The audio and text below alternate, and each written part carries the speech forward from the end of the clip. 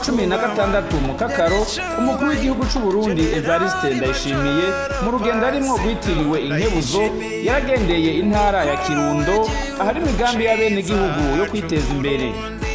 Ahambere yagendeye akaba ari ku mutumba Rugero ahari uruhongore rw'inkoko rwegukira umushikizamanza wa Republika muri parike ya Kirundo azwi ku izina rya Jean Paul Nshimirimana. Aho naho akaba hororeye inkoko za kijambere zishika ku bihumbi 3. Umukuru w'igihugu akaba yaramuteye intege amutanga ko akarorero ku bandi bakozi ba leta batizeye gutungwa n'umushahara wonyene. Akaba yaciye amwemerera kumuterera imifuko 100 y'isima. Ubwambere urumva ntiyize iby'uburimyi n'ubworozi, yize mu ishure mu gisata c'amategeko. Uno munsi asanzwe ari umushikirizamanza ngaha muri parike ya Kirundo. Hanyuma murabona ingene yatanguriye hasi araduga, ubu murabona ahageze ni umufonctionnaire. Murumva ko ari umucamanza cyangwa akazi kaza kimwe uwo igiture cy'umuriyoni ayo n'amafaranga amaze kubona sinamenye cyakiri. Urabona rero ndababwire nk'uyu urashobora kubona mu mutwe we ibirimwe abanyakirundo ngo mubere cyabona ko uyu atari mu bantu babagorana. Ni ntungane kubera iki arazi ubu itari cy'amahera ntushaka kumuhendahendesha amahera.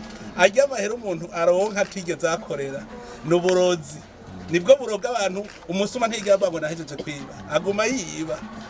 Urumva ntabwo narose umutaye muga nk'uyu umuhaye amahera akubwira ati nze kuroga amahera yanje je nikiri kuko ajya umuhaye aba ari shetani ayinjije mu yiwe rero yirondereye aba yaroze byose bitembagara bibona kubera iki yagiye kwinjiza shetani mu vyiwe.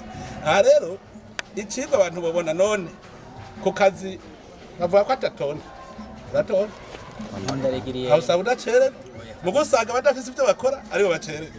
Urumva rero nta kibuza ko umufonctionnaire ashobora gukora kandi kandi mugabo hariho ingorane maze kubona. Urana nk'uwavuka mu minsi yahera yarota indoto yiwe ari uko yoje Bujumbura. Ngo nahora nkorera Bujumbura muri sentare muri igihugu ya Bujumbura.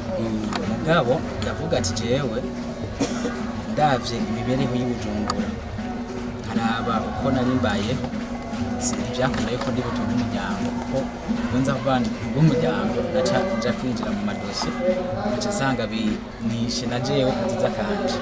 Nonce ndavuga ati umuryango wanje nimuze tuyogi hari ya ruguru tugende dushira ibirenge hasi. Jewe nkiza nababwiye ati aha tugiye muri konferensi y'imyaka 5 tugiye kwiyugara tuje mu bikorwa hama tumaze kubona twiyuguriye rero mu ivyo bikorwa tuzoheza tuvuge tuti ubu rero turashobora gusubira mu gisagara dutekanye atangorane mugabo dufise assurance twamaze kubaka.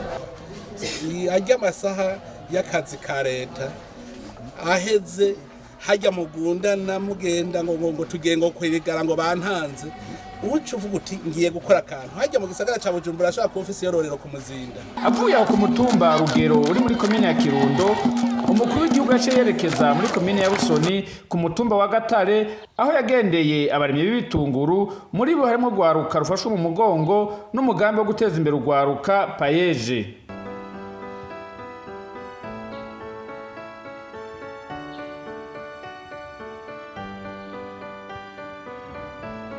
Haruhande y'ugo rwaruka rufashwe mu mugongo n'umugambi payeje yaranagendeye n'umwene gihugu arimo ibitunguru kuri uwo mutumba nyene wa Gatare ku buringanire bungana na hegitari 2 akaba aherutse kuzimbura ko umwimbu ungana n'amatoni 25 y'ibitunguru.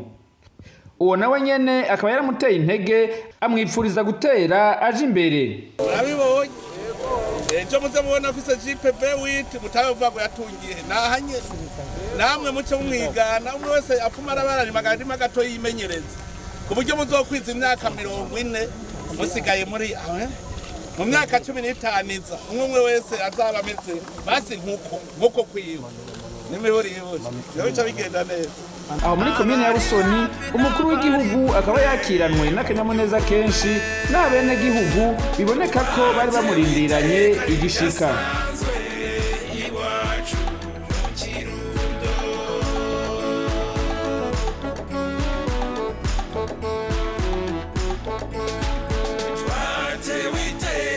idasanzwe